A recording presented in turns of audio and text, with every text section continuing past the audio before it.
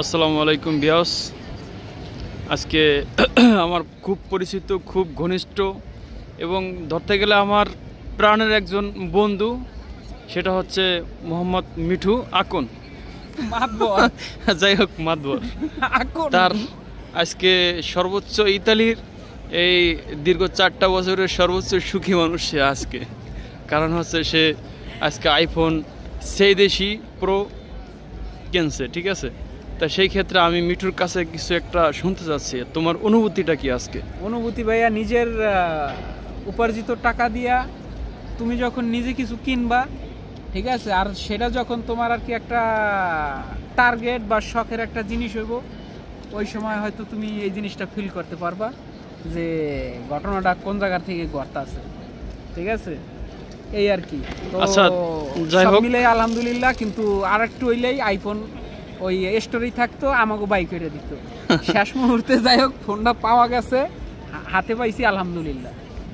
আরেকটা কথা হচ্ছে, তুমি আজকে তো মনে হচ্ছে তুমি সর্বোচ্চ সুখী একজন মানুষ।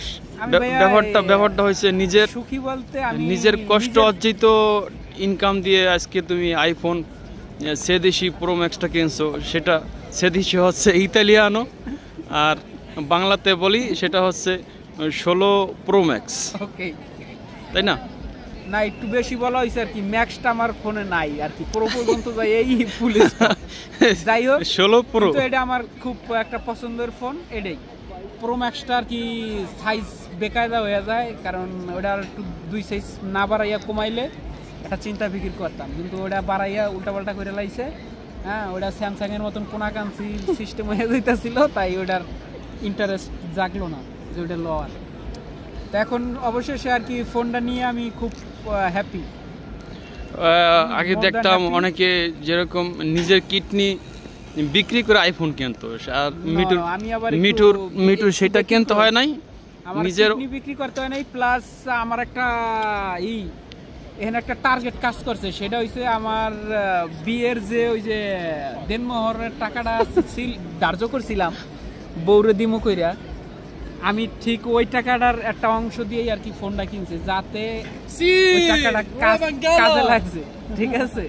তো এই জন্যই আর কি বেশি খুশি লাগতেছে যে যার টাকাটা সে পাইলো না, তার টাকাটা আমি ভোগ করলাম, এই আর কি। যাই হোক, সবাই আমাদের জন্য দোয়া করবেন ইনশাআল্লাহ। আর এই আমার ফোনটারে চার্জ দিতে হইব, এটা হলো মূল টার্গেট। মিঠুর জন্য সবাই দোয়া করেন, আমাদের জন্য দোয়া করেন, আর আমাদের পাশে থাকেন। ফোনটা লাইফ টাইম ইউজ করতে হবে, সেই জন্য দোয়া করেন। আল্লাহ হাফেজ।